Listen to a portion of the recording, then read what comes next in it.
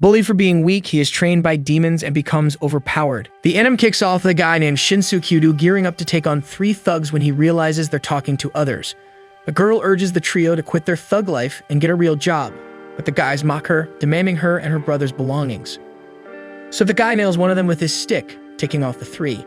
Then he scatters some papers on the ground, activating magic that makes 3 giant hands rise and punch each of the thugs. The guy enjoys how he sent them flying, but his sister isn't amused and scolds him for taking down the thieves. They needed to find their leader, but the guy says the thugs are unlikely to spill that info. Since questioning the guys is now out of the picture, they decide to leave. Shinsuke watches them from afar, intrigued to know more about them, impressed by the guy's technique. The girl hears Shinsuke in the bushes but keeps quiet, continuing on her way. Sometime later, they stop by a stream to drink water and eat. However, the girl is fed up with being observed and throws a stone at Shinsuke. After getting hit, he leaves his hiding spot and introduces himself, explaining he's a warrior on a training journey. The girl asks why he's following them, and Shinsuke explains that he saw how they dealt with the thugs and wants to know the brother's technique. Still, the guy refuses to spill the beans. They continue on their way, but Shinsuke says he knows where the bandit leader is and proposes a deal. They explain their technique, and he'll reveal the leader's location. The guy agrees, introducing himself as Jinka, a Sendu monk, and his sister, a fox yokai named Tama. They're sworn siblings, and the technique involves talismans infused with spiritual power. Shinsuke laughs at them, but Tama terrifies him with a snake, threatening to throw it unless he shows the way to the bandit leader. Quickly, Shinsuke agrees to guide them, and Tama puts the snake on the ground, transforming it into a branch. Sometime later, the 3 reach the place where the bandits gathered, and Shinsuke explains they are the Overhelmet Gang, a notorious criminal faction in the region. He reveals their leader is a helmeted guy, rumored to have the strength of an ogre or even hidden horns. Tama notices Shinsuke knows a lot about the gang, and Jinka guesses he aims to gain fame by hunting and capturing criminals. Shinsuke says it's a good plan to help him train and questions them, mocking him for it when they seem to do the same. However, Tama clarifies that she and her brother have a goal, refusing to reveal it to someone who trembles in fear over a simple snake, taunting Shinsuke. The warrior gets irritated, claiming his fear of snakes is an exception, and could easily take down the bandit leader if he wanted. However, Shinsuke ends up shouting so loudly that all gang members hear his threat. Right away, the 3 find themselves surrounded by bandits, but the brothers don't mind as they didn't intend to stay hidden forever. Tama reminds Jinka that their goal is to teach the thieves a lesson. So they approach the leader, and Tama states that they come to say that what they're doing is wrong. She tells the bandits to stop committing crimes, but everyone laughs at the girl. Jinka gets ready to act, but she signals him to wait. She begins to give a speech about how the bandits will regret their actions in the future, urging them to change their lives and create a world of charity and cooperation for a peaceful life. After finishing, Tama acts as if she delivered a brilliant speech, and Shinsuke can't believe she sought out the leader just to say those things. The gang tries to attack the girl, but Jinka protects her, stating that humans aren't worth all the effort. However, Tama tells him to stop being so short-tempered. Next, the leader orders his gang to attack. In an instant, the girl leaps out of the way so her brother can handle the bandits, leaving Shinsuke once again impressed with both of them. After all, nobody dared to mess with that gang while they handled it calmly. At that moment, one of the guys tries to attack him, leaving the boy terrified. Despite the fear, he manages to strike the bandit with his sword, splitting his helmet in half. This boosts Shinsuke's confidence to face the leader. He draws his sword and makes his move, but suddenly 2 hands emerge from the helmet, grabbing the warrior's weapon and tossing him aside. A grumpy face emerges from the helmet, complaining about having to appear, terrifying the bandits. The monster makes it clear that it will kill anyone trying to escape. Tama recognizes it as a Katawara, a term encompassing supernatural creatures, ghosts, and other inhuman entities. Jinka deduces it's a strong one, having stayed hidden for quite some time. He contemplates defeating it with transfiguration, although admitting he'll feel guilty for being a Katawara.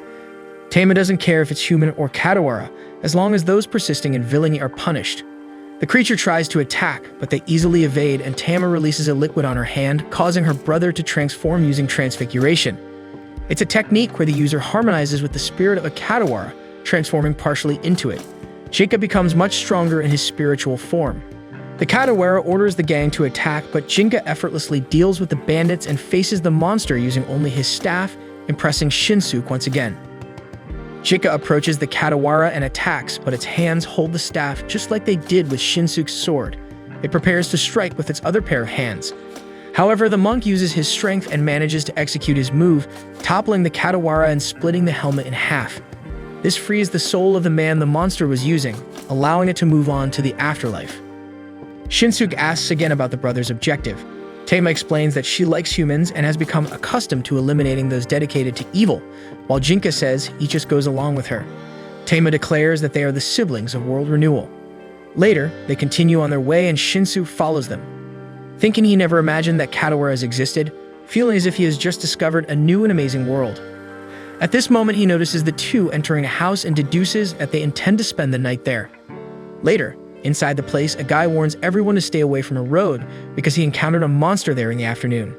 He recounts that Saren, a monk of the Dangyashu, tried to defeat Kadawara, which he called Shakugan, the man-devourer, but the monk lost the fight.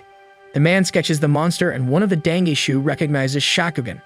Everyone gets upset because he killed Saren, and they inform that the monks of the Dangyashu order will handle the case and no one else should interfere. Shinsuke observes the conversation and warns Jinka that they might try to exterminate Tama if they find out she is a fox yokai, but Jinka says they already know. Tama explains that Dangyashu is an order of warrior monks that cultivate spiritual power to confront Kadawaras, and they don't kill without reason, only pursuing those who pose a threat to humans. Shinsuke notes that they both understand the matter well, and Tama explains that they have been in this life for a long time. She asks where the boy intends to go for his training to find out if he is not interested in helping them in the world's renewal. Shinsuke declines the invitation, pretending he wasn't following them, saying they went the same way only by coincidence, and he will spend the night with them just because it got late. Jinka shows impatience with the warrior, but Tama observes that Shinsuke showed determination when he tried to attack the Kadawara from the gang. In the middle of the night, Shinsuke gets up to train a bit because he wanted to get stronger. He was the son of a samurai, but when he was young, he was mocked by other children for being weak. Now his sword strike made the Kadawara reveal itself, making Shinsuke wonder if he could defeat such monsters. The warrior thinks he can follow his path with the Dangyashu or with the two brothers to become stronger and capable of defeating monsters. At that moment, Tama appears, guessing his thoughts, and throws him into the water. Jinka also appears and explains that his sister was worried that Shinsuke had gone out in the middle of the night to try to steal from someone. She admits that she worried for nothing, but Jinka didn't care because for him, it was just a great opportunity to mess with a human. Jinka leaves Shinsuke trembling with fear, but Tama reprimands her brother's behavior and explains to the warrior that that's just how he is. In the middle of the conversation, the girl feels sleepy and goes to sleep, acting like a child, making Shinsuke think he would learn more by staying with the Dangyashu. The next day, the warrior wakes up and realizes that everyone else had already gotten up and gone after Kadawara, which they call Shakugan. So he hurries to catch up with the group because he wanted to witness another battle against a monster. He manages to catch up with everyone but realizes that the situation is a bit tense. He decides it's better to hide and observe from a distance.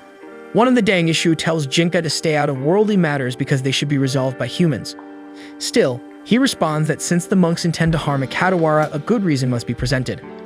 Another Dangyashu replies that it's obvious that a Kadawara that harms people is evil, but Jinka says that if they are going to analyze the story only based on that, then humans are the villains. Tama catches her brother's attention again and asks the Dangyashu why Shakugan is hurting humans, but they refuse to answer, saying the temple instructed them not to discuss the matter. Jinka becomes irritated with so much secrecy, and Shinsuke observes that the boy truly hates humans, unlike his sister, who likes them and wants to make the world a better place. Suddenly, Shakugan appears behind Shinsuke, and the boy is startled to see how large the monster is. One of the Dangyashu pulls the warrior out of the way for the others to attack, and Jinka becomes annoyed to see that Shinsuke was spying on them once again. Next, the Dangyashu attempt to restrain Shakugan with their spiritual power. While Shinsuke is impressed, Jinka is relieved to know that they won't be able to defeat Kadawara with just that power.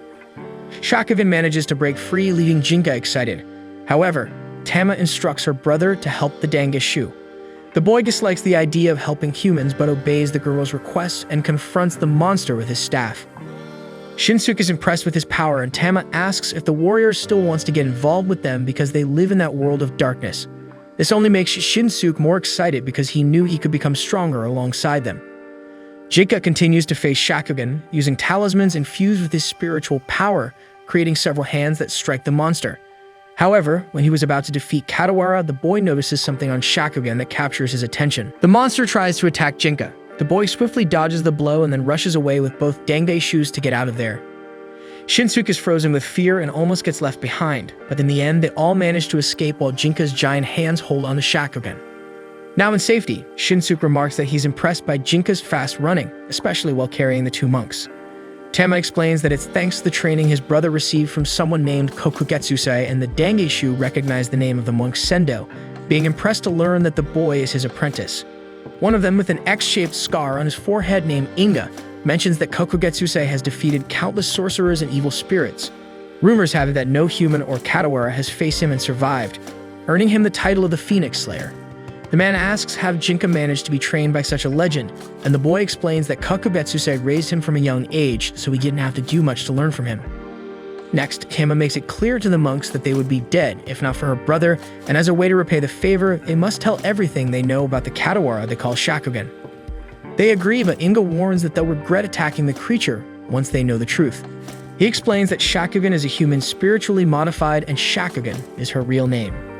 His partner, Ohao, continues explaining that the Dangeshu are trying to turn humans into Katawaras to reinforce their military power, and the girl was an experimental super soldier created by the main temple of the Dangeshu. Tama asks how she turned into a monster, and Ohao explains that they recruited peasants with spiritual potential for experiments. Shakugan among them went out of control during the procedure and escaped. He tells that after her escape, she returned to her village and killed all the residents, probably out of resentment for the discrimination and mistreatment she suffered for having spiritual energy. Inga explains that Shakugan left the bodies so disfigured that it was impossible to identify the dead, and she likely continues to roam the region in search of other survivors. After hearing the whole story, Shinsuke is furious with how the samurais and monks treat peasants like trash and treat the lives of the weak as if they have no value, needing to be strong and important to be valued. Ohao says it was never their intention for things to end up that way, thinking they were helping her as she was mistreated by the villagers. This only angers Shinsuke even more, questioning how the Dangeshu thought turning Shakugan into a monster was helping her. The monk explains that they intended to make her a member of the monastery, but after she fled, she eliminated her village and the Dangeshu they sent after her. Therefore, she stopped being a victim, and their goal changed to eliminating Shakugan. Shinsuke starts yelling at them again, but Tama kicks him and says it's a job for the Brothers of World Renewal. The man starts saying they shouldn't get involved as it's a Dangeshu matter, but the girl questions if they can handle Shakugan. Inga admits they need reinforcements to deal with the problem and accepts the help of the brothers. Then Shinsuke asks if Jinka will let others decide for him. The boy responds that he doesn't mind and will try to solve the problem with a good hit. And so they go outside and the two brothers use the transfiguration technique. Tama makes her hand bleed, and after Jinka ingests a drop and harmonizes his spirit with his sister's powers, he partially transforms into a fox yukai, while the girl's hair turns black. Inga immediately recognizes Kokugetsusei's secret technique, remembering reading about transfiguration, but comments that, at best, Jinka will only be able to fight on equal terms with a modified human. Suddenly, Shakugan appears, and they realize the creature followed them there. Jinka prepares to fight, and then starts hitting the Katawara with his staff repeatedly, although he's clearly holding back. The monks observe that Jinka isn't giving his all, and knowing Shakugan is quite resilient, they think it might not end well for the boy.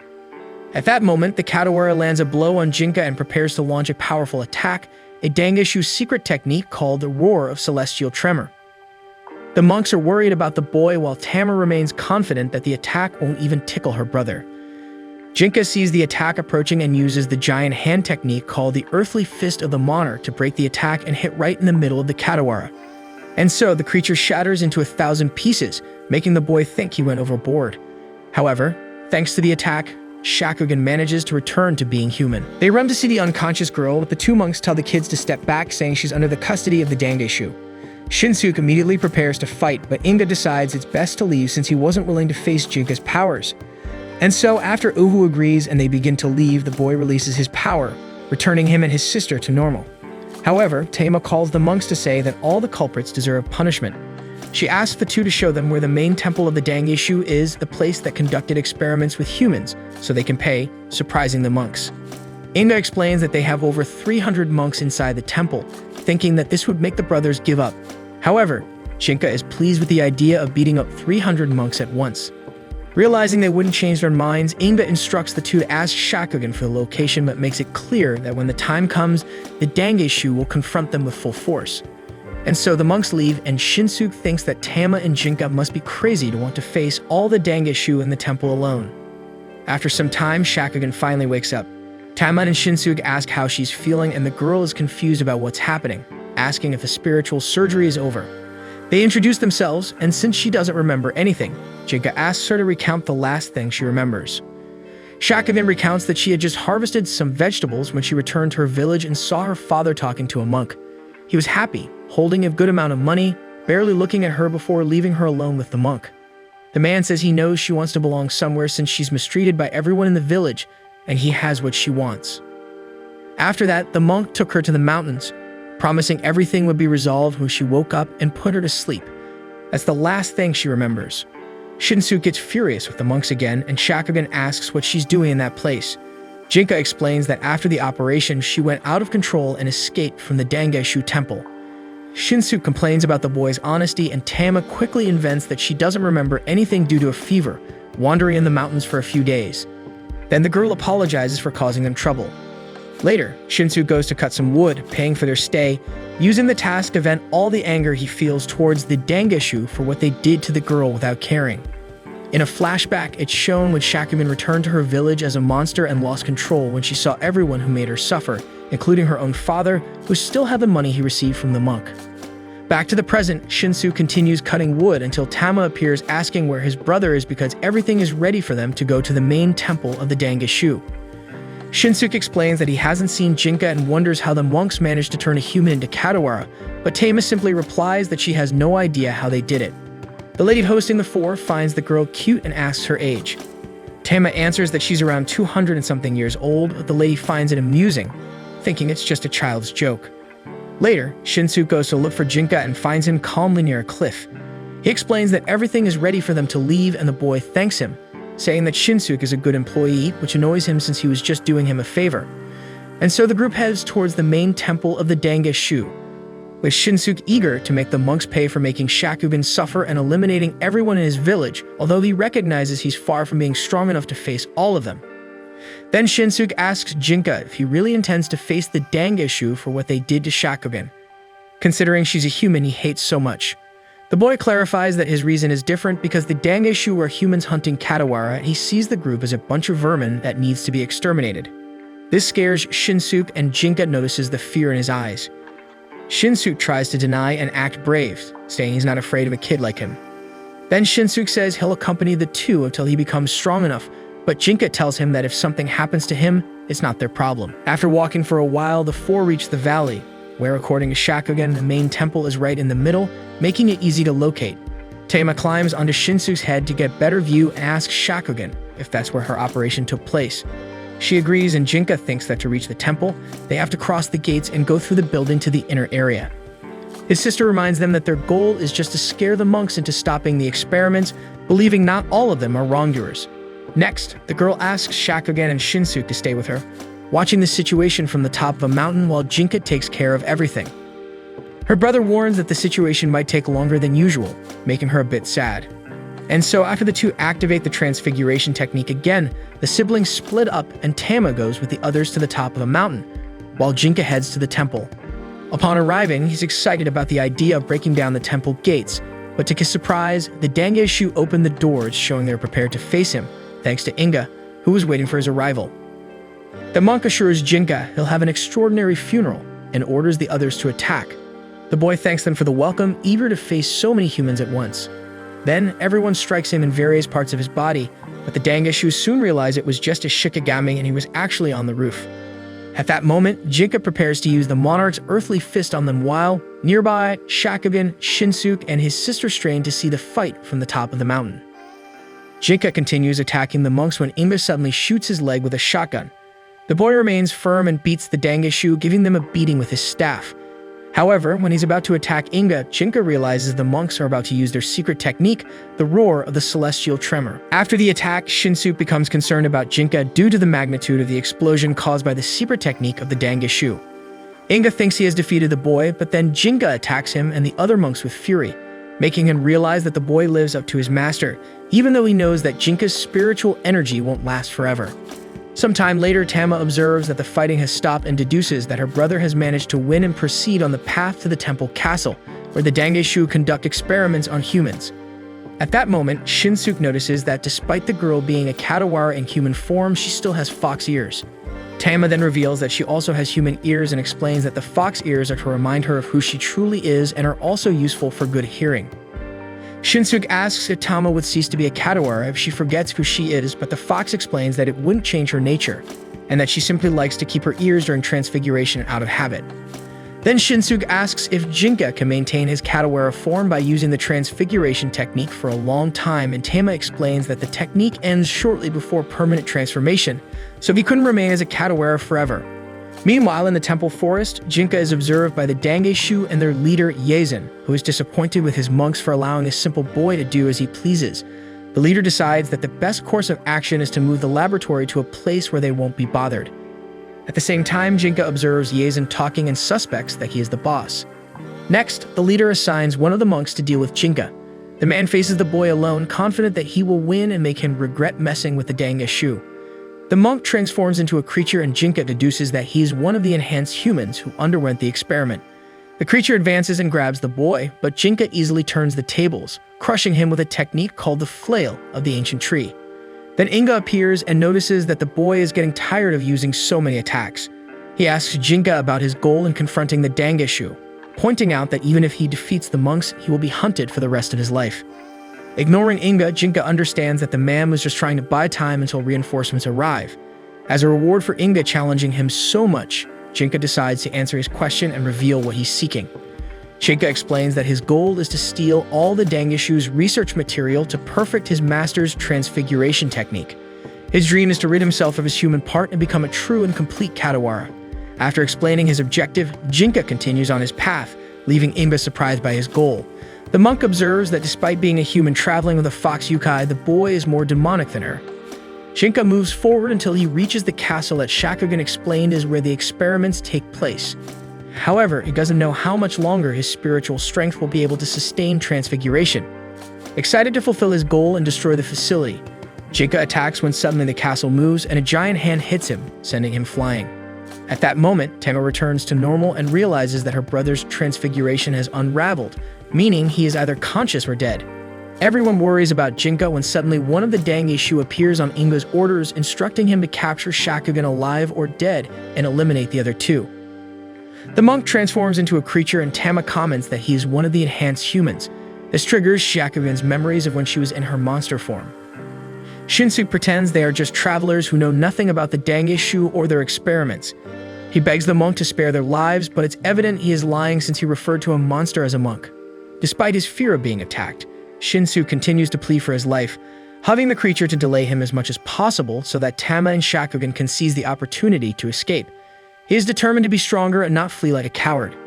However, when the monster is about to attack, Shakugan transforms her arm into a Katawara, sending the creature flying, saving Shinsuke and rendering the opponent unconscious.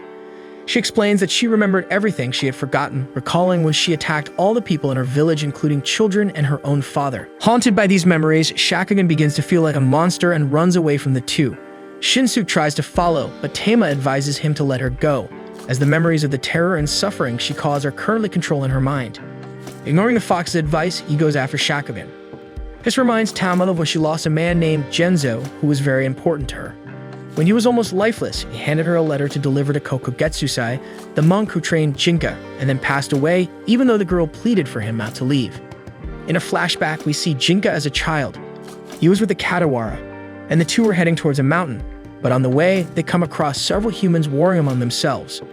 Because of this, the Katawara decided it was better for them to return to Master Kokogetsusai. Upon witnessing the war, Jinka was filled with questions that his friend couldn't answer, such as which side would win or how many would survive the battle. He also asked why humans were fighting, and the Katawara responded that he believed it was something inherent in human life. During the journey back, they encounter a monster feeding on the bodies eliminated in the war. The Katawara hides Jinka with his hand and turns back, but at that moment, some humans spot the monsters and start a hunt. The Katawara tries to escape, but realizing he was getting surrounded, he hides Jinka in some bushes and instructs him to stay hidden until everything becomes silent. Jinka obeys his friend, but when it's all over, he comes out of hiding and finds Katawara's lifeless body riddled with arrows, marking the beginning of Jinka's hatred for humans. Next, the boy notices a wounded man nearby who is still trying to eliminate monsters. So Jinka grabs a sword from the ground and ends the man's life. Back in the present, Jinka wakes up startled because he had dreamed about his past about losing his friend to humans. Suddenly, he hears Yazen's voice communicating with him through a fabric shikigami. Yazen comments on Jinka's survival after the blow from Taisen, the main temple castle of the Dangishu, which sent him flying. Yazen then introduces himself to Jinka as the leader of the monks and mentions that he'll have to send assassins after him to silence him since he knows too much. Jinka mocks Yazen, thinking that no one can defeat him, but Yazen ignores him and asks about Kokugetsuse. Jinka replies that his master has passed away. Yazen says that's all he needs to know and bids farewell, dissolving the fabric shikigami. Meanwhile, Shinsuke searches for Shakugan in the forest. He was already tired from running but refuses to give up on finding his friend. Suddenly, he stumbles on a tree branch and rolls to the edge of a cliff, where coincidentally the girl was reflecting on her actions. As soon as Shakugan sees Shinsuke, she starts running, but before disappearing again, he questions why she is running away. She explains that she wants to be alone since she is a monster and a killer who has hurt many people. Shinsuke tries to tell Shakugan that she didn't do it willingly, as she was used by the monks. However, the girl says that even though her father indeed sold her to the Dangishu, she also bears responsibility for what happened because she willingly underwent the experiment when they offered power to her. Shinsuke questions what's wrong with wanting power, but at that moment, the ground beneath him gives way, leaving him hanging on the cliff. The girl gets worried, but when she sees he's okay, she takes the opportunity to escape.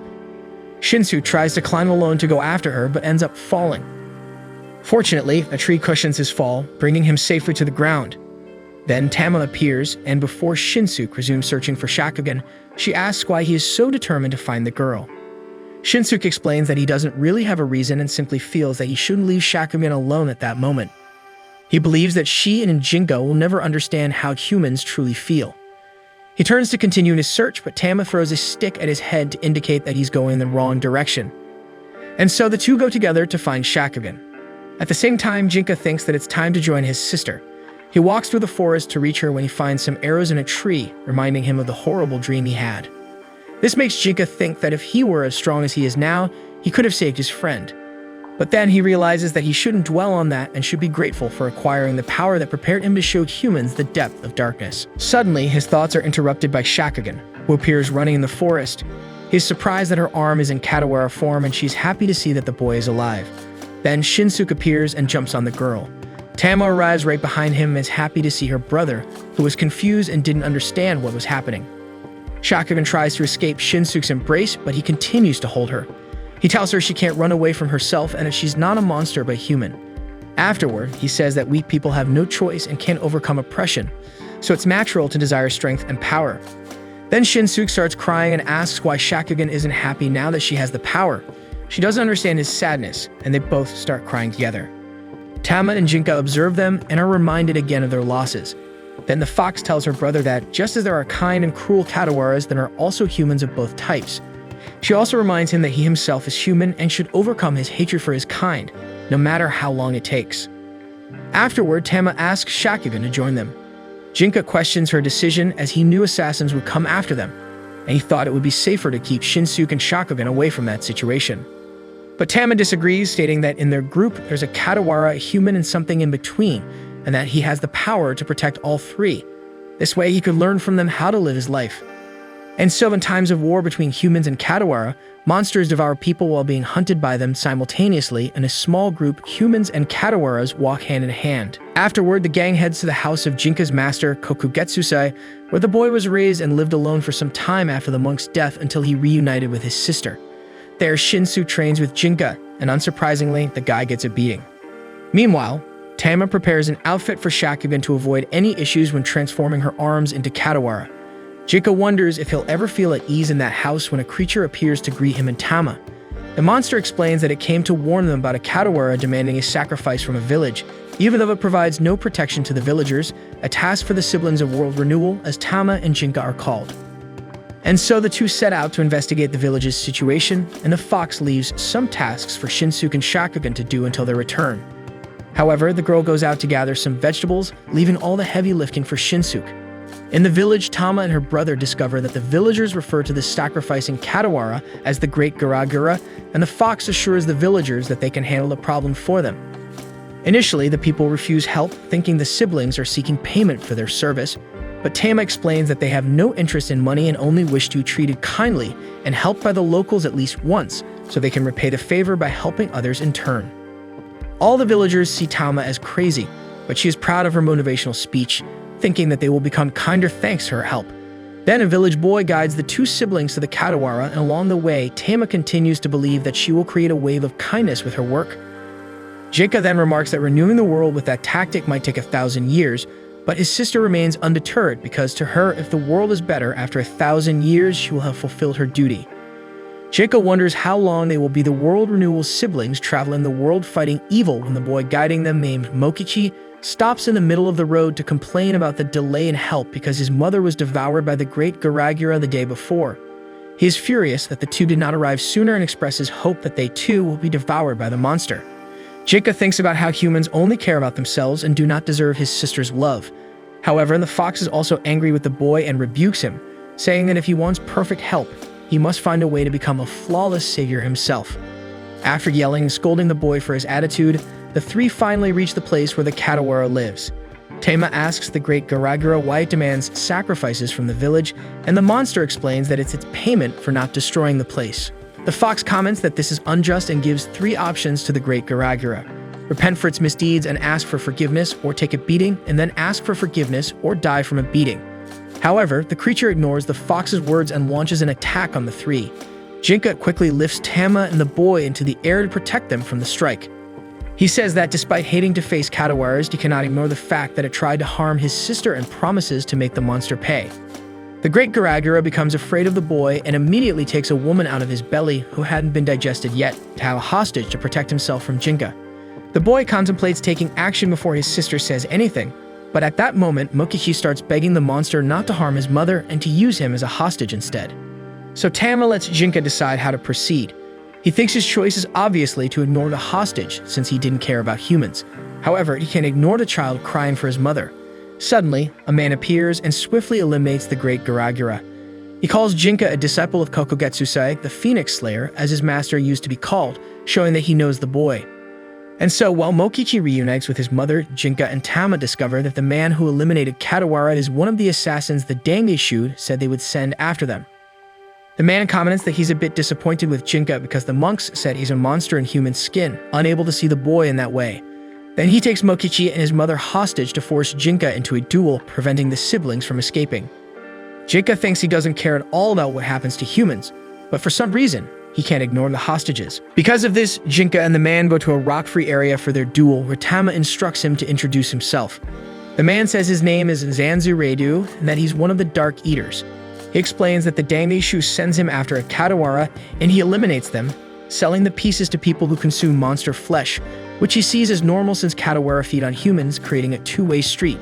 The siblings are taken aback as they didn't know there were people who consume creatures, and Jinka is furious that the Katawara, which he venerates, are chewed by human teeth, dishonoring their bodies. Then Jinka introduces himself to Reidu as a monster, and they begin to fight. Jinka confronts his opponent with a technique called Flame Princess's Roar. The man uses his sorcerer's sword to block the attack and then launches a strike, making Jinka use the earthly monarch's fist to protect himself. The boy notices that Reidu's sword has great spiritual power. He then attacks with his techniques called Ancient Tree's Scourge and Dragon's Water Wall. Tama watches the two fight alongside Mokichi and his mother and notes that the man forced his brother to use 4 of his main techniques. After a while, they become exhausted from fighting, and Reidu admits he can't defeat Jinka with his sorcerer's sword. The boy asks if he's surrendering, but Reidu explains he's just switching to a weapon that can defeat him. Jinka is puzzled because he doesn't sense any spiritual power from Reidu's new sword and doesn't understand why Reidu chose to fight with a normal weapon.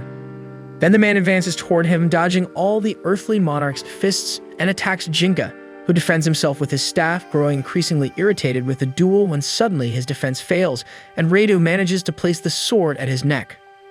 Jinka thinks he's about to lose his life, but the man merely holsters his weapon, leaving the boy relieved to be alive. This causes the transfiguration to lose its effect, and he returns to his human form. Jinka then asks why Reidu didn't kill him. The man explains that he doesn't seem appetizing, and it's not cool to eliminate prey if he's not going to feed on them. Therefore, the boy got lucky and will continue to live. Next, Reidu asks the fox to knock some sense into his brother's head and gets ready to leave. Mokichi and his mother thank him for saving her when he defeated Katawara, but the man says they should thank Jinka, because if the boy hadn't fought, he would have devoured them both.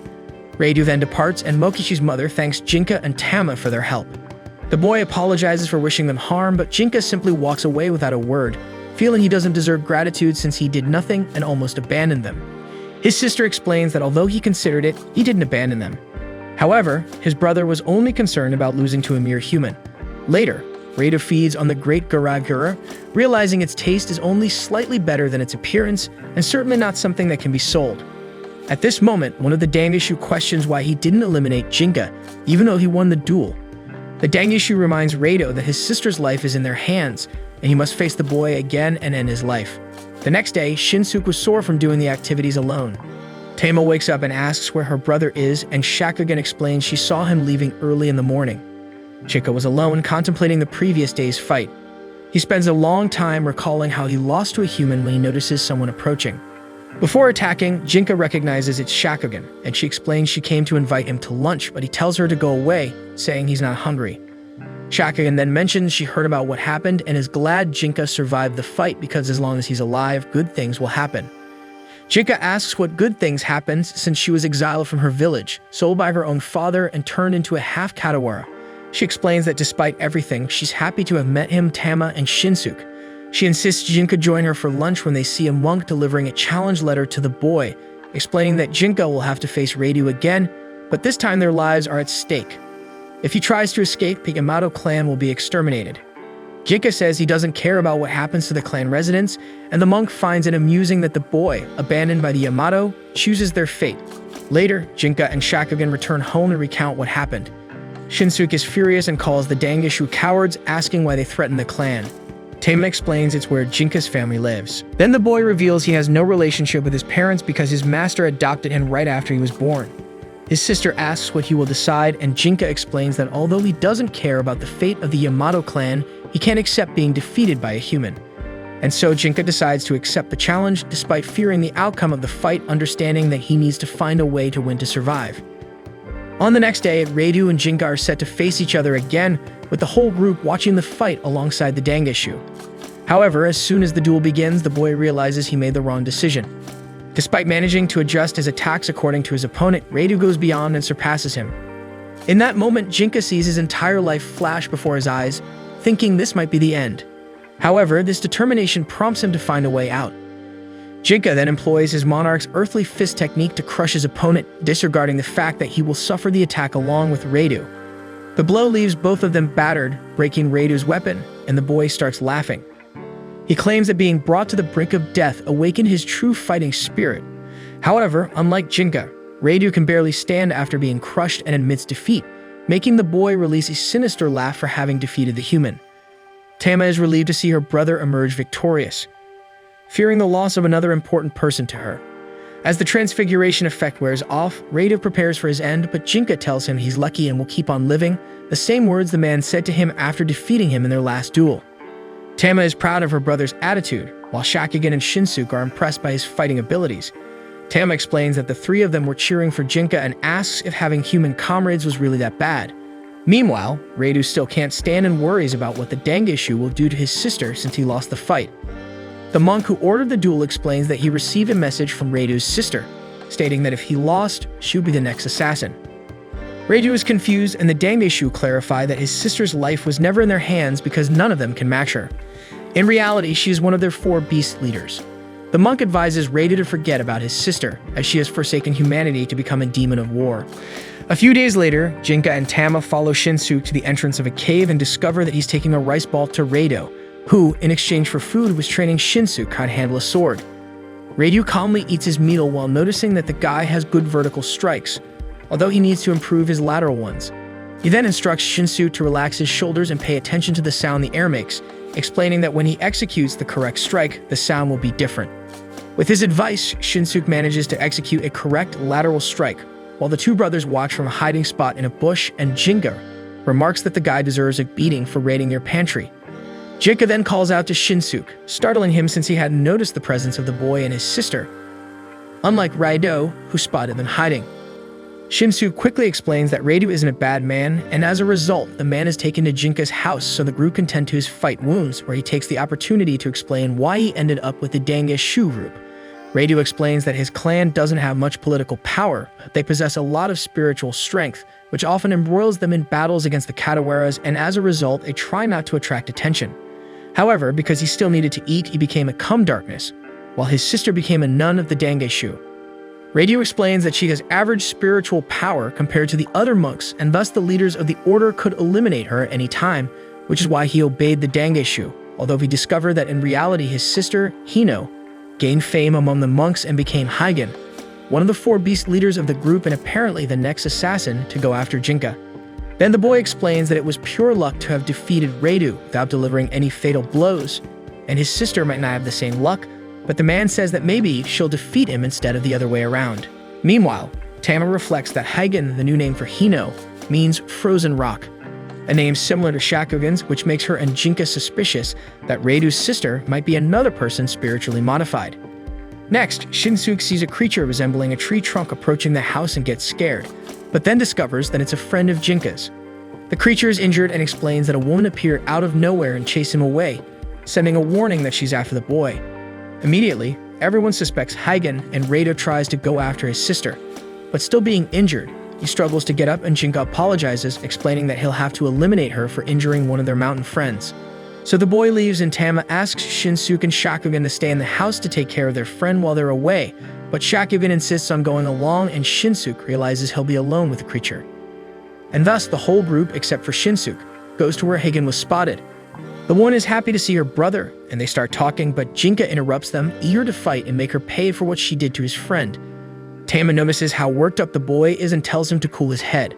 Then the two activate their transformation and Jinka morphs. So Hygen also activates her Katawara form and introduces herself as one of the 4 beast leaders of the Dangeshu, who is on a mission to defeat Jinka. She remarks that this will earn her entire clan, including her brother, a place among the monks, making Radu realize that this is the reason she joined them. Jinka prepares to begin their fight when suddenly Shakugan recognizes Hygen, because when they were just Katawara and they were called Kagen and Soga, they used to be friends. This confirms Tama's guess that modified humans are actually Katawaras sealed within the bodies of humans with spiritual power, with Kagen sealed within Shaku and Soga within Hino. At this moment, the woman corrects, saying that her name is now Hygen, and that neither the human nor the Katawara exist anymore. This makes Jinka even more irritated, finding the human modification that the Dangeshu do increasingly cruel, especially for playing with the lives of the Katawara. He tells Shakugan to step aside to let the two fight, but the girl says that Soba is a friend of Kagen's and therefore she cannot let him hurt her. Hygen realizes that this means the consciousness of Katawara has remained within Shakugan and calls the girl weak because of it, explaining next that her mission is to eliminate not only Jinka, but her as well. This angers Kagen, the Katawara within Shakugan, for Hygen treating the girl who accepted him into her body that way and questions if his friend Soba is indeed her partner. Then Hygen reveals that she had already devoured the consciousness of the Katawara a long time ago because it was unnecessary.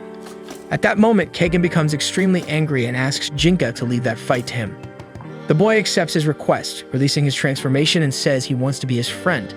Then the Katawara explains that Shaku, and you're a single being that divides the body into 2 minds, and as the girl considers him a friend, he also has the same consideration. Next, Shakugan attacks Hygen with all her might using a move called Celestial Tremor Roar.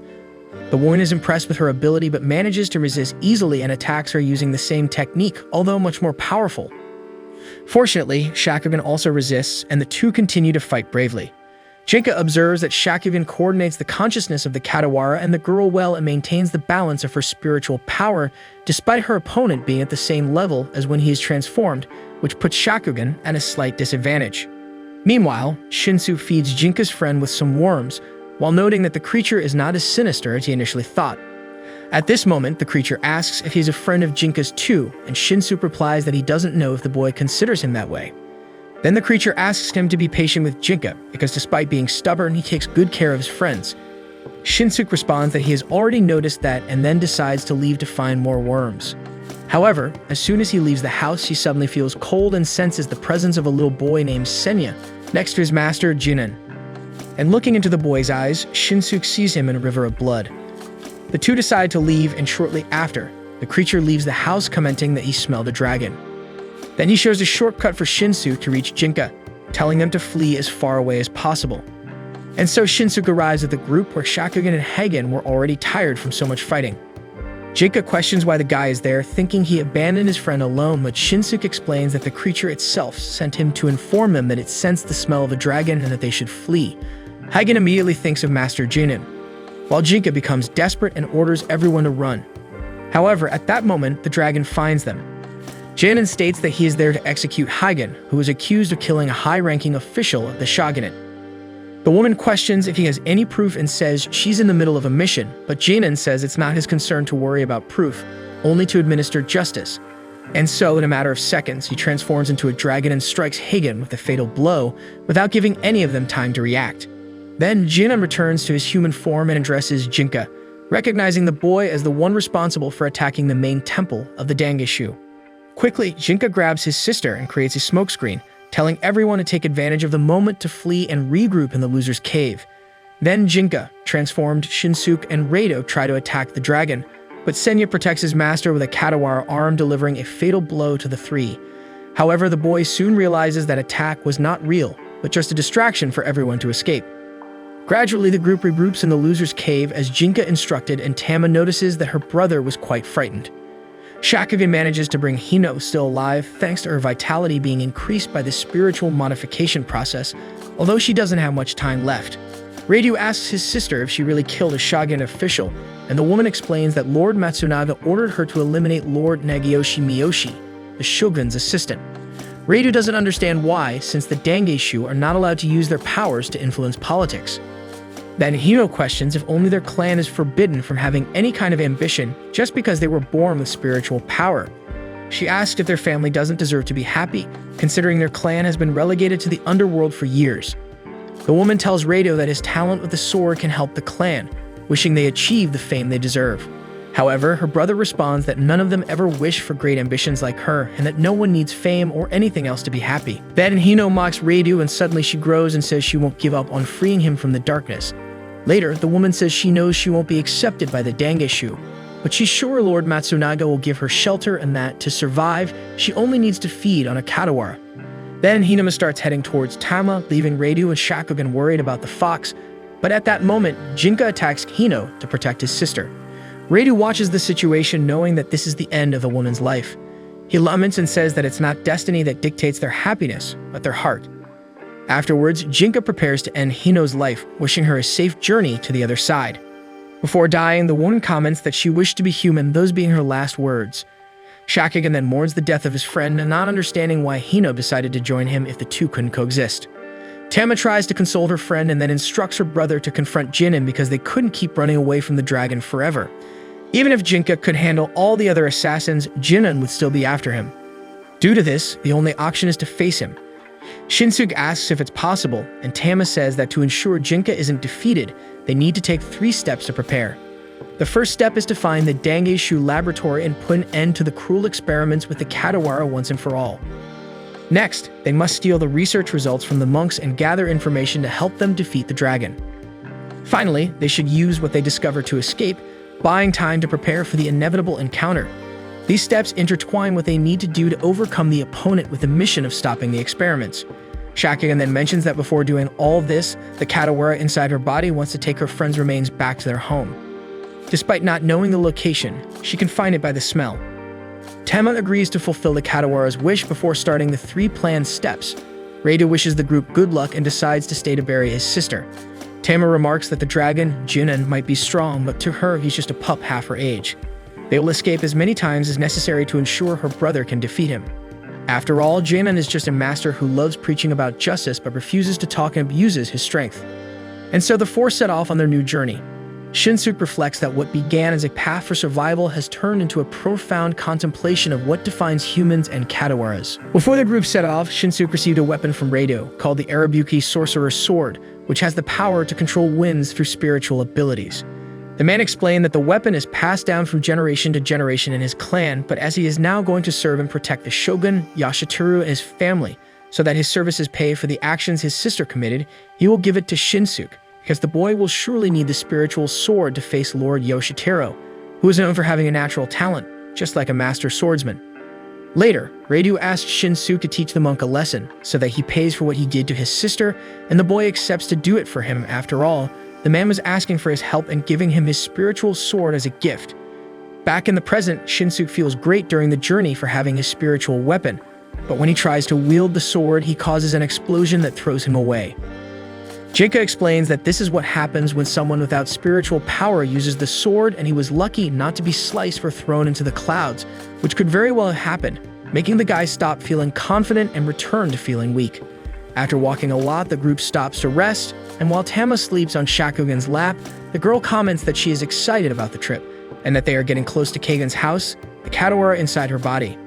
However, Shinsuke and Jinka were not enjoying the journey like her, because they were not excited about the idea of being close to facing the Dragon Man, especially because Shinsuke still didn't know how to use his spiritual sword. Shakugan cheers up her friend, saying that he will surely manage, but Jinka immediately says that his comment was without any basis. Shinsuke starts complaining that Jinka always discourages him when suddenly Tama wakes up smelling something with her fox-like sense of smell.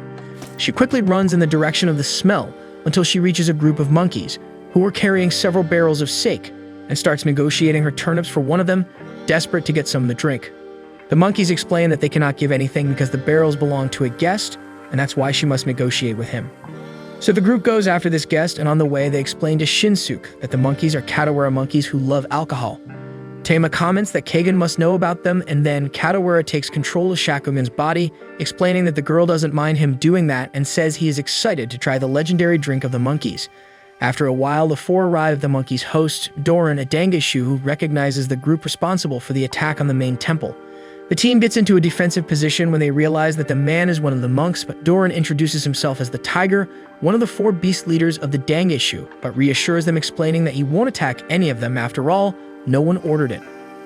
Then Tama gets excited again and challenges Doran to a drinking contest, feeling confident because she knows they have an advantage, since the man had already drunk a lot and wouldn't be able to drink much longer. And so they begin the challenge, but Jinka proves to be extremely weak at drinking sake, getting knocked down at the first sip, while the other three get super excited drinking the legendary monkey drink. While they drink, Tama praises Doran for maintaining his composure after discovering that the group is responsible for the temple attack, and asks what led a Dangishu like him to visit the monkey folks. The man agrees to tell how he came to that and begins to explain that he was sent by the monks to exterminate a Kadawara tiger that was roaming the mountain. He says the beast proved to be very fierce, forcing him to flee through the forest, leading him to encounter the monkey folks who were trembling in fear of the tiger. Doran recounts that after that, he devised a strategy to use sake as bait to attract the tiger. His plan left the tiger dizzy, but the animal still proved to be a strong opponent, and after a two-night battle, he was severely injured and the tiger sobered up again. The man explains that at that moment he thought it was his end, but two of the monkeys gathered courage and hit the beast with one of the barrels, leaving the tiger dizzy again, creating the perfect opportunity for him to end that fight with a powerful blow, and that's when the friendship between him and the monkey folks emerged. After a long time of drinking, Doran, who loved to chat while having sakes, says the group can ask anything else they want to know because he will answer any questions. So Tama takes the opportunity to ask what Jinan, the Dragon Man's weakness, is, so they can find a way to defeat him. Doran jokes that he has a weakness for spicy food, but then tells the group not to waste time thinking about it, because he will be the one to defeat the Dragon Man, as they are old rivals from the same city. Doran explains that he became one of the Dangishu following in Jinan's footsteps, dedicating his entire life to surpassing him in martial arts, and that's why he is the only one who can defeat him. With this, Tama deduces that Doran is also one of the spiritually modified humans who have a Kadawara inside their bodies. The man refuses to answer, explaining that he wants to leave that mystery, and then praises the fox's resistance to alcohol, making her remember the first time she tasted sake with her old friend Genzo, who died from an illness. Then they refocus on the challenge and start laughing, each thinking they will be the one to win. However, at night, Tama can't hold on and falls asleep, as well as Shinsuke, leaving only Shakugan and Doran standing. But he was already getting dizzy and couldn't drink anymore, while the Kadawara remained lively with the drink and showed no sign of wanting to stop.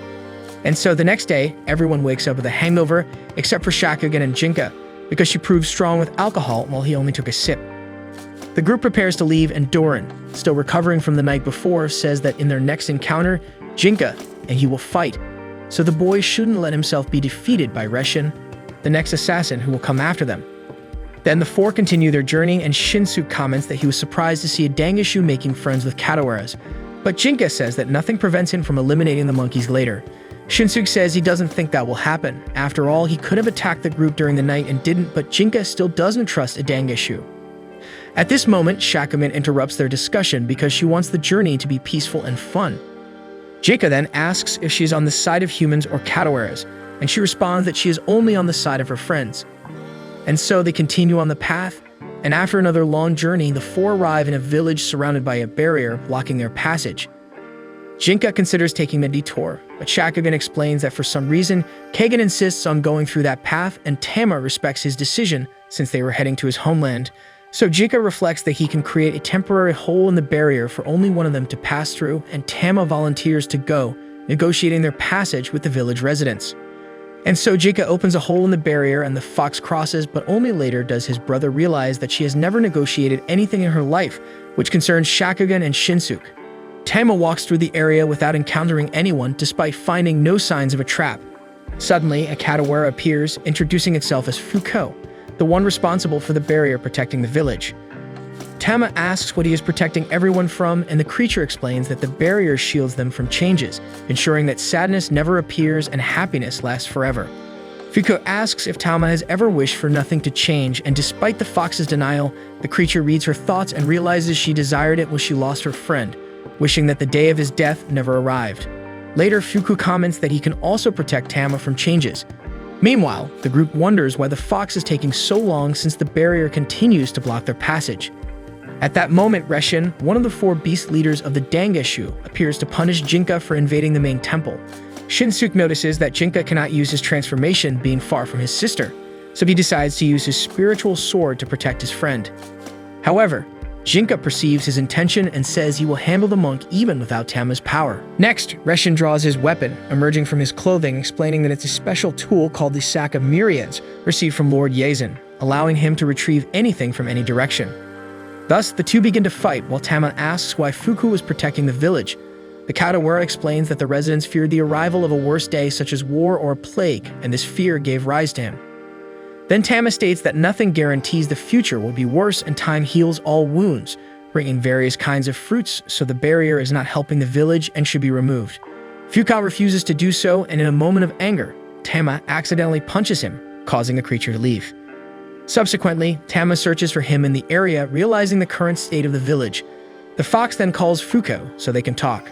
The creature appears, reiterating its intent to protect Tama and all the residents, preventing her from ever feeling the sadness she experienced when she lost her friend. Tama takes the opportunity to reveal that she was indeed very happy when she lived with Genzu and suffered greatly from his loss. However, time passed and she gained a foster brother and other friends, so she's happy with her current life. Fuko insists on protecting her happiness with a barrier, but Tama explains that it doesn't work that way because you won't be able to shield anyone from time. Then the fox mentions that the village was isolated from the rest of the world, leading to a tragic end since it lacked access to trade, traffic, and other necessities. This leaves Fuko feeling sad, and he explains that he was just following the purpose of his existence, which is basically to protect people from changes. Then Tama says that he fulfilled his duty and can now rest. She thanks the creature for doing a good job, making Fuku cry. It's the first time someone has thanked him for his service. And so the creature disappears, leaving in peace, causing the barrier to vanish in sequence. The disappearance of the barrier distracts Jinka in his fight, worry about his sister. So his opponent throws the boy away, sending him into the village. His friends are concerned, but seconds later he reappears in his transformed state and lands a powerful blow on Reshin, sending the Dangeshu flying. However, even though he defeats his opponent, Jinka seems a bit disappointed for not being able to win against the Dangeshu without transforming. Soon, he cheers up upon seeing Tama happy that her brother needed her. Shinsuke then asks how the fox managed to break the barrier, and she quickly explains that everyone in the village died without the world knowing, and a sad Katawara fulfilled its life purpose. And so, with the barrier gone, the group continues their journey, while Tama reflects that Katawaras have a longer lifespan than humans, meaning that at some point she will experience the pain of losing her brother, just like all her friends. Further ahead, the group pauses in a place filled with Katawara stones, and Tama observes how Shinsuke is managing to coexist normally with the creatures. Then the fox uses the situation as an example to speak to her brother about how humans and Katawaras can be good friends and asks why he wants to obtain a Katawara body so badly. Tama says she doesn't care whether he's a human or not, but Jinka responds that, unlike her, he does care about that. Then he moves away from his sister, reflecting that despite knowing humans and Katawaras can coexist, he has already made his decision to stop being a human because he is aware that their lifespan is much shorter, and he doesn't want to leave Tama alone, as he wishes to be by her side forever. At that moment, Jinka's thoughts are interrupted when he spots a pregnant woman in need of help, and so the group takes her to a cabin in the area to provide all the necessary assistance for her. Next, Tama informs the village elder, a Katawara mountain, that they found a pregnant woman who said she was on her way to her homeland, which is nearby. Then the group explains that she needs rest, and the monster agrees to shelter the woman until the baby is born. After arranging a shelter for her to stay safe, Shinsuke asks why the woman isn't scared to see so many creatures around her, and Jinka explains that he used a talisman to ease her pain and make her see everyone in the place as humans. Shinsuke comments that he found Jinka's gesture thoughtful, and Tama suggests that the group stay in that place to take care of the woman. Meanwhile, in a Dangishu temple, Master Yazen, the leader of the monks, talks with Jinan and Doran and notices that while one is too formal, the other is too relaxed. Doran finds his master's observation amusing and comments that a good warrior knows how to be both.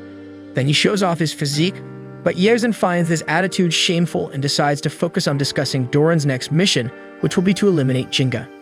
At night, Shinsuke dedicates himself to training with his sword, and Shakugan approaches him to tell him that the noise is disturbing the elder's sleep.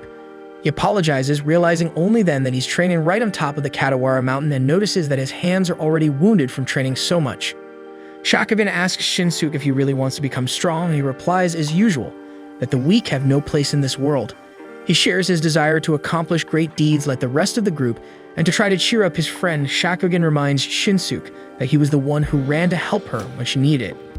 Then the girl becomes embarrassed by her comment and tries to leave, but Kagan stops her, taking control of her body, and decides to help Shinsuke use Arabuki, his sorcerer's sword, as a way to thank him for caring about her.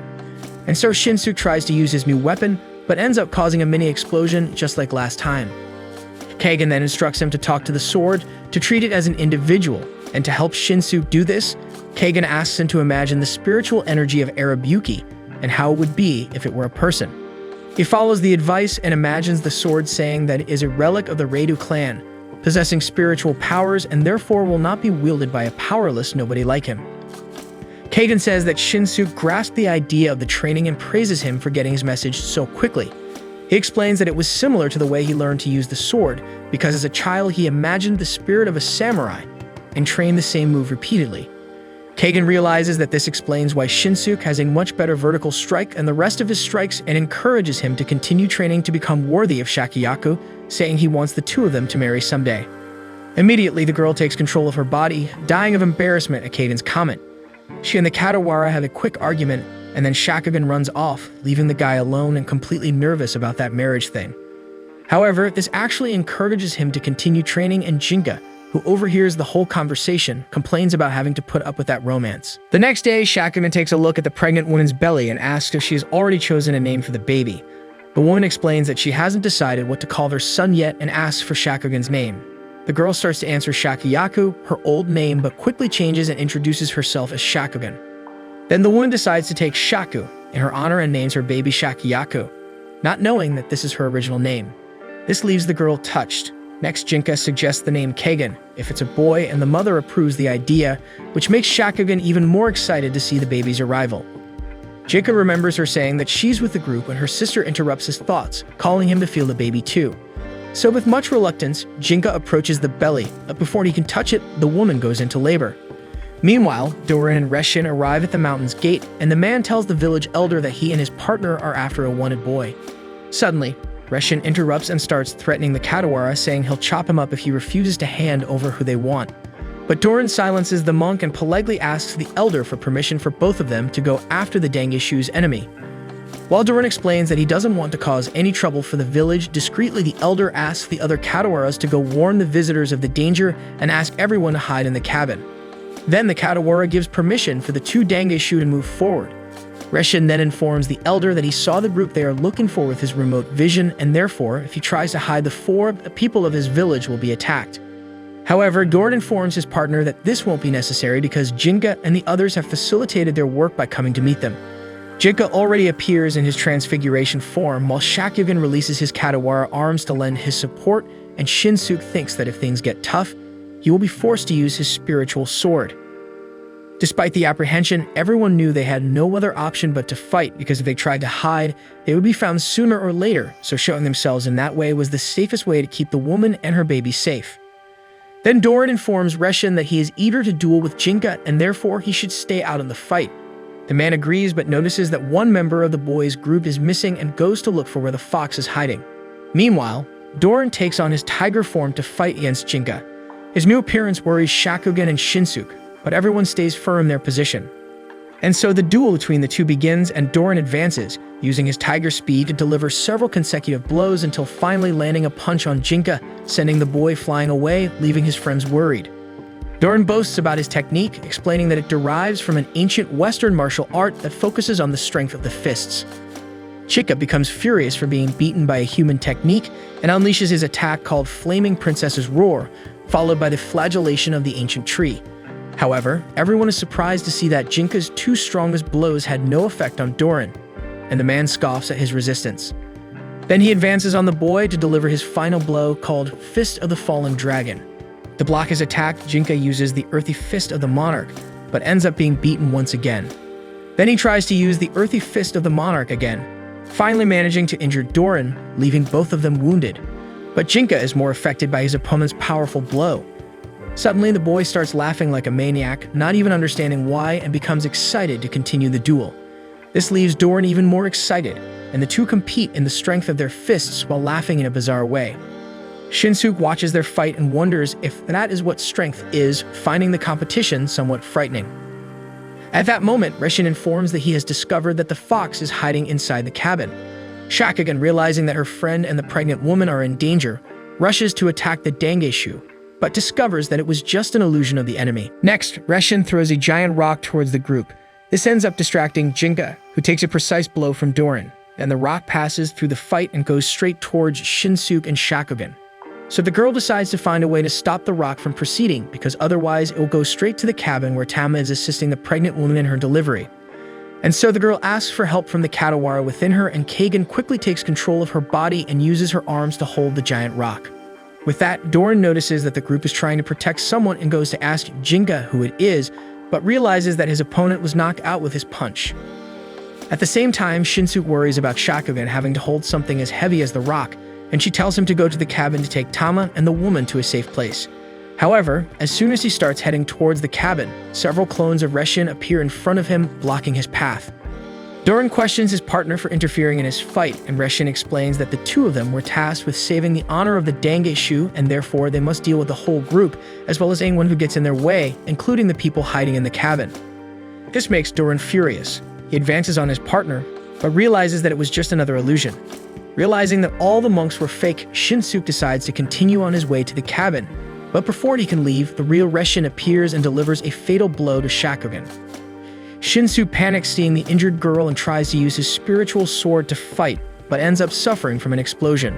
Reshin leaves the two injured, and the guy worries about Shakugan, who, besides having a serious chest wound, continues to fight to hold the giant rock. So desperate, he shouts for the fox to help, but she remains busy assisting in the woman's delivery. And so Shakuyaku and Kagan realize that their end is near, and the girl remains calm, knowing that she had a happy life full of adventures alongside her friends, remembering each of them fondly and gratefully. At that moment, Shakugan hears the baby's cry, who has finally been born, and is moved by his arrival into the world. Then she transforms into a smaller rock to prevent the other from reaching the cabin. Meanwhile, Reshin prepares to deliver a fatal blow to Jinka, who is still unconscious, but Doran stops him and makes it clear that if they don't leave at that moment, he will be killed. So his partner accepts his decision, taking the tiger's threat seriously. And so when the boy wakes up, Doran apologizes for Reshin's actions and for interfering in their fight, making it clear that he only desires a fair exchange of punches, but that he will leave it for their next encounter. Afterwards, Jinka observes the giant rock stop and is shocked to realize that the stone beside it has Shakugan's spiritual energy. He and Shinsuke are devastated by the loss of the half-Katawara human when Tama appears, calling them to meet the newly born twins who were named Kagan and Shakuyaku. Seeing the baby's name in honor of Shakugan, Chika begins to cry, and his sister is moved by his reaction. Meanwhile, Shinsuke leaves the cabin and also cries. At the same time, he sees what remains of his friend, who should be happy at that moment, holding the twins. The mother of the babies also feels Shakugan's loss and laments that the girl is not there to hold her children. Then one of the Katawara from the village explains that they will take the woman to their village when she recovers, and the group prepares to leave. Before they go, the village elder explains that Shakugan is actually still alive. She has depleted almost all of her spiritual energy and has entered a deep sleep, but she might awaken in a few hundred years. However, there is also the possibility that it may never happen if her spirit connects and merges with the earth. Despite knowing that Shakugan is still alive and has a good chance of waking up in the future, the group continues to feel her loss. Among them, Shinsuke feels it the most, taking on a worn and resentful appearance and developing a desire for the blood of the Dangaishu. Near another village, he talks to his sword, Arabuki, and Tama asks how he's doing with it. Shinsuke explains that the weapon told him to return it to Hyoudou because he's not good enough. Tama remarks that for an imaginary conversation, Arabuki has a lot of personality, but Shinsuke insists it's not imaginary. At that moment, a Katawara appears and introduces himself as Kagomori, the guardian of the next village. He asks what the group is doing there, and Shinsuke, already impatient, almost starts a fight with Kagomori for no reason. Tama intervenes quickly and prevents him from causing trouble, introducing the three and making it clear they're just passing through. Kagomori notes that none of them seem to be bandits, and Jinka takes the opportunity to ask if there's any accommodation in the village. The Katawara says yes, but if they want to spend the night, they should stay in a cabin near the riverbank, because he doesn't want to stay in his village with Shinsuke's ominous spirit. And so the three of us stays in the cabin Kagomori assigned, where Shinsuke continues to argue with his sword, trying to make it obey him. Tama observes that what happened to Shakugan has affected Jinka and Shinsuke greatly. In Jinka's case, it's not a significant problem as he is learning that he's not as melancholic as he thought. Shinsuke, on the other hand, is a cause for concern as he has been consumed by anger. This leads Tama to imagine what it would be like if Shakugan were still with them. At that moment, the three overhear a conversation among the villagers from outside the cabin. A boy questions why his sister has to serve as a sacrifice to Kagomori. The girl remains calm and explains that he protects everyone in the village from bandits and warriors, and in return, only asks for a sacrifice every 4 years. However, the boy refuses to accept the loss of his older sister, and the girl cries as she also doesn't want to die. The three listen to the conversation in silence, and Shinsuke decides to take action to end the sacrifices in the village. Tama asks him not to interfere because Kagomori protects them, but Shinsuke becomes furious, claiming that he is devouring the village. The fox remains calm and explains that it was a choice made by the villagers, and it's not up to him to disagree. A sacrifice every 4 years is a fair agreement. This leaves Shinsuke even more irritated. He grabs Tama and asks if it's just a matter of numbers for her. Jinka protects his sister and asks him not to confront her. Shinsuke then mocks them for calling themselves the siblings of World Renewal when she's just another Katawara. After that, he leaves the cabin, determined to confront Kagomori. Tama tries to stop him with a snake, but he manages to break the illusion, surprising the fox. Realizing that Shinsuke won't give up, she goes after him to deliver an outfit that the stone Katawaras gave to them and asks him to come back alive, saying she doesn't want to lose anyone else. Shinsuke thanks his friend and apologizes for what he said to her earlier. Then he continues on his way to Kagomori, while conversing with his sword, stating that he has rid himself of his fears and doubts. Next, he senses Kagomori's presence and calls out to him. Kagomori appears hidden behind a tree, but before they can fight, Reshin suddenly appears, delivering a fatal blow to Kagomori. Seeing the man who killed Shakugan, Shinsuke becomes furious and tries to attack. Reshin dodges and celebrates that the boy doesn't want to run away, making it easier for him to attack as he is now free and without Doran to stop him. Shinsuke tries to attack again, but the Dandaishu dodges and launches a strike that throws him into a rock, causing him to faint. Reshin mocks Shinsuke for thinking he could get stronger overnight and declares that he will kill him with the same weapon he used to kill his friend. Then Reshin begins to consider where to deliver his final blow, enjoying the moment, while Shinsuke's mind ends up in the inner world of his sword. Arabuki asks him to surrender control of his body so that the sword can take over, promising to turn him into the best-possessed swordsman. Instead of doing that, Shinsuke makes it clear to Arabuki who is in control, himself as the swordsman, while the sword can't even move on its own. He threatens to throw the spiritual weapon into a pit, surprising Arabuki. Shinsuke then demands its powers, willing to take them by force. And so just as Reshin decides to deliver his final blow, Shinsuke wakes up, finally able to use the power of Arabuki. He uses it to cut off Reshin's arm. The Dangaishu is caught off guard, but quickly regenerates his arm and reveals his face, showing a mouth capable of firing powerful shots. After shooting, he throws several swords at Shinsuke, but the boy manages to dodge all the attacks while Arabuki warns that his rage won't make his attack stronger, still acting as if Shinsuke is weak. Nevertheless, he swears to eliminate his opponent and tries to launch another attack, but ends up losing his sword and being disarmed. Even so, Shinsuke doesn't give up and faces Reshin with his fists until the Dangaishu shoots a blast from his mouth, making him retreat. The monk, furious at having been beaten, vows to make Shinsuke pay. At that moment, Kagomori appears and punches him with the little life he has left. Shinsuke is surprised and realizes that only in that moment does Katawara give his last breath. However, he doesn't care because all he wants is to end Reshin. He grabs his sword and prepares to avenge Shakugan. but suddenly starts seeing Kagan and Shakuyaku, the two versions of the girl, saying that what they liked about him was precisely his gentle side, and that is what makes him strong. Shinsuke tries to resist the visions and attempts to follow the violent path, claiming he is doing it for them. However, he soon admits that he is doing it for himself, and this is his punishment for not being strong enough. Yet the swordsman continues to hesitate in finishing off the Dangeshu when he sees the gentle face of Shakuyaku. At this moment, a hologram emerges from Reshin's clothes, commenting that this body was more expensive and more laborious than the other modified humans. Then the hologram's voice introduces itself to Shinsuke as the leader of the Dangeshu Yazen.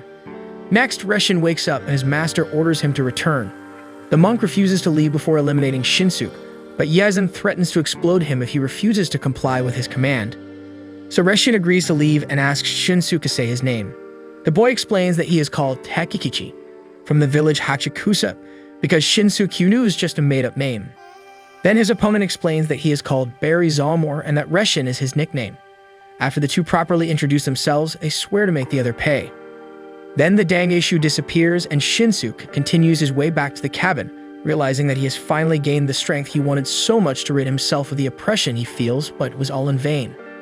On the way, one of the villagers questions why he attacked Kagomori and expresses concern about the safety of the place without the guardian. Shinsuke says that the villagers can protect themselves without needing anyone, but the man says that none of them knows how to handle weapons and therefore cannot fight. This angers Shinsuke, and he yells at the man that if that's the case, everyone should die because the weak have no place in this world. The man runs away in fear, and Shinsuke begins to question what he is doing by attacking a Katawara and shouting at a simple, frightened peasant. He becomes frustrated with everything around him, and when he approaches the cabin, he finds Tama and Jinka waiting for his arrival to leave before the villagers decide to confront them for attacking the guardian. Shinsuke regrets it, as he didn't even kill Kagomori himself, realizing that this may be the reason for his irritation. Then he apologizes to the two for having to leave the lodging to sleep in the open, and Jinka replies that he is used to him bringing trouble. Later, the trio begins to leave, and Shinsuke sees from afar the boy and his sister, who would have been sacrificed. They signal thanks, but Shinsuke does not respond in any way, still irritated with the whole situation. At night, already camped, Shinsuke reveals that his real name is Takichi, and Tama mentions that she found it odd for a peasant to have a samurai's name. Then she asks what his goal is and why he is traveling with them. He replies that he still wants to become strong enough not to be oppressed. Jinka then questions if he intends to achieve this goal by diving headfirst into deadly battles with two borrowed swords. Shinsuke becomes irritated with the comment and questions Jinka for saying he loves the Katawaras but keeps attacking them, while showing hatred for humans and protecting them.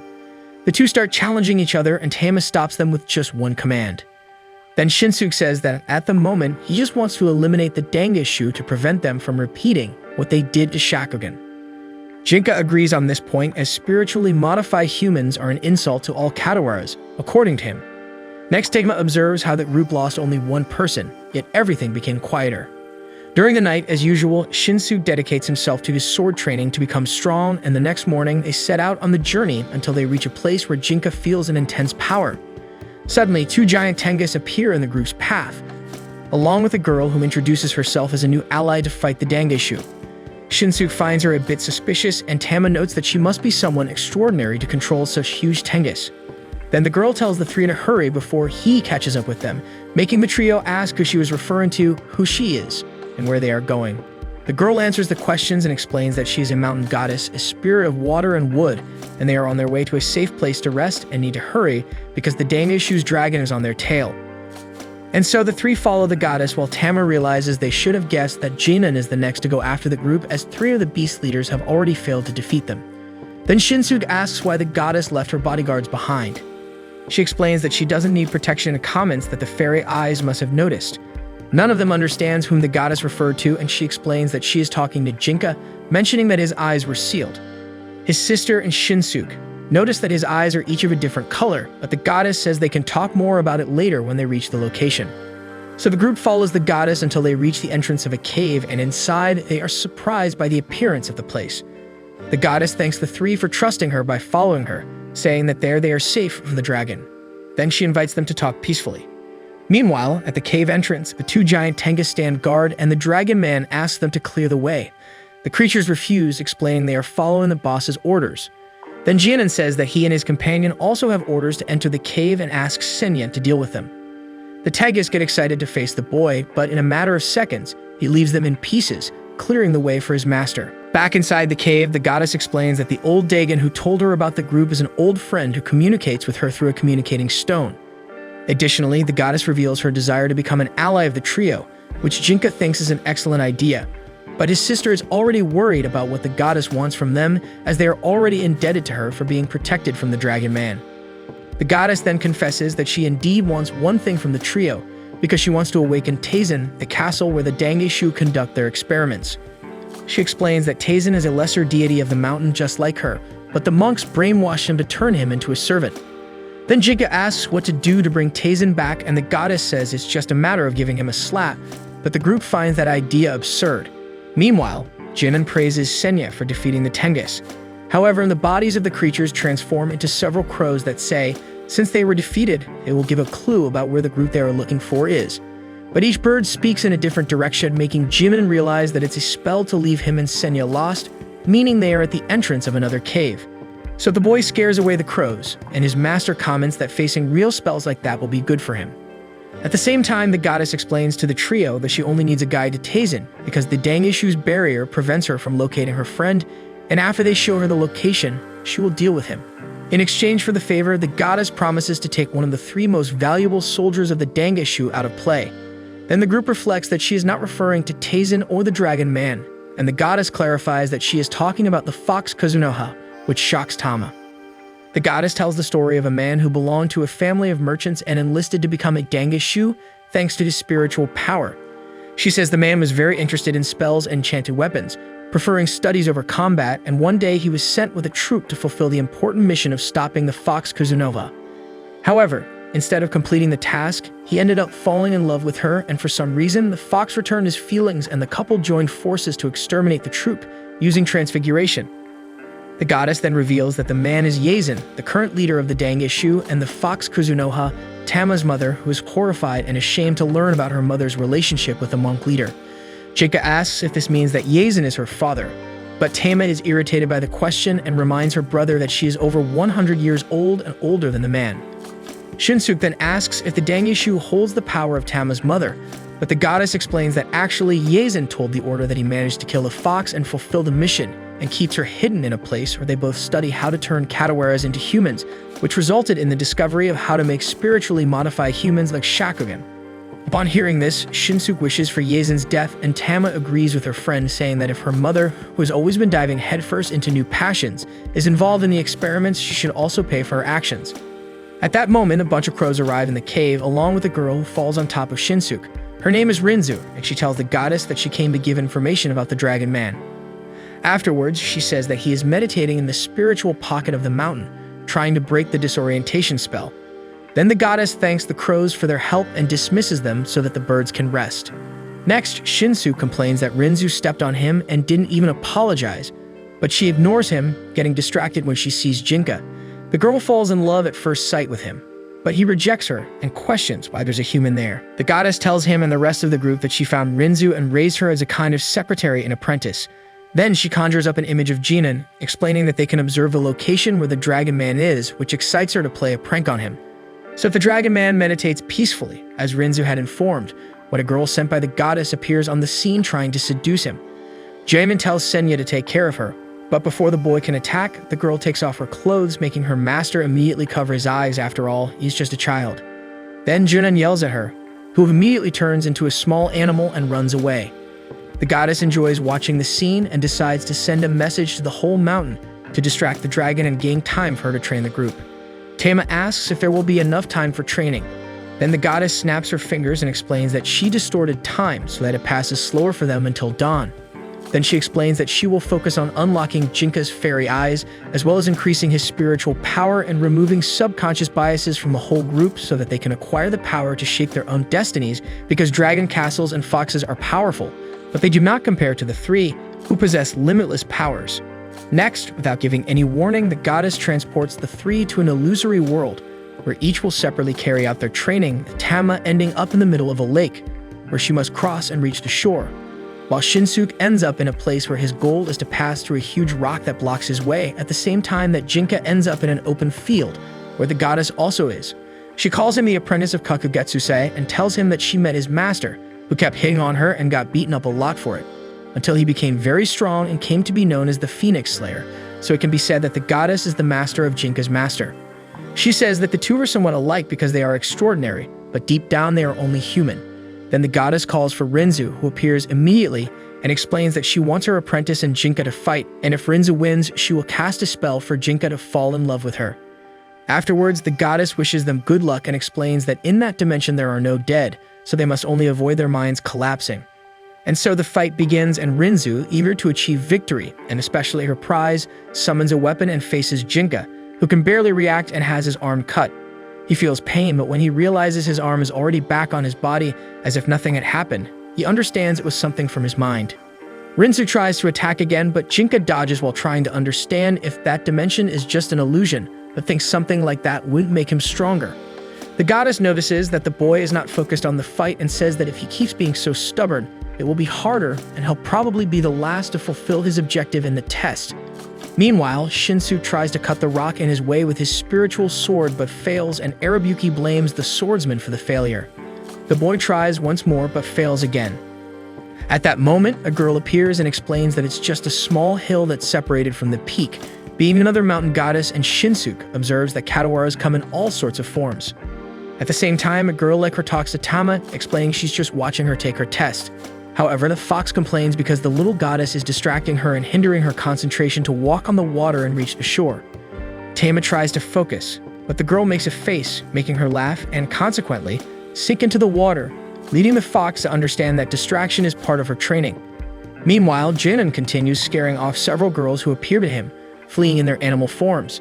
The Dragon Man gets tired of them and authorizes Senya to act on her own and defeat Jinka if she finds him. After all, the boy is the first enhanced human to contain 1,000 Katawaras within his body, and thus must prove he is worthy of such power. So Senya goes on her way alone, seeking to locate Jinka, when she encounters a scared little Katawara who hands her a common toy in exchange for safe escape. Back to Jinka's training, he keeps fighting with Rinzu, who finds the right position to hit him with her huge axe. But before delivering her blow, the girl changes her weapon to a cat paw hammer, reminding the goddess she told her not to hold back.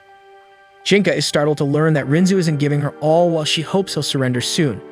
Next, the girl conjures several explosive talismans and throws them one by one in his direction. Then the goddess decides to take advantage of that moment to explain to Jinka about his fairy eyes, making it clear she won't repeat anything she says, forcing him to dodge the attacks while paying attention to her explanation. The goddess explains that fairy eyes are eyes that have received special spiritual powers and that they only appear in twin siblings. At that moment, Rinzu gets excited to discover there's another Jinka somewhere, which annoys him and he hits her on the head. Then the girl continues launching her explosive talismans at him, and the goddess notices that Jinka doesn't seem surprised by that information because he already saw his brother in the Yamato clan living happily with his parents.